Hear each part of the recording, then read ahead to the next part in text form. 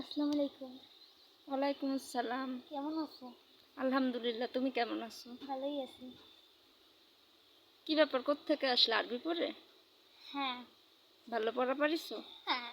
হাসতেছো কেন? নাকে হাত কেন তোমার? আমার নাকি হাত আমার একটা কামড় দিয়েছে। লজ্জা পাচ্ছ কেন? কি হয়েছে বলো দেখি। হাত সরাও। কি না হয়েছে? না ব্যথা তো না। পাইছো? কিছু বলবো না, তুমি হাত সরাও। আল্লাহ, নাকে কি হয়েছে? আবার ওই হাসে। আমার ফ্রেন্ডের সাথে আমরা ফ্রেন্ডের বাসায় গেছিলাম।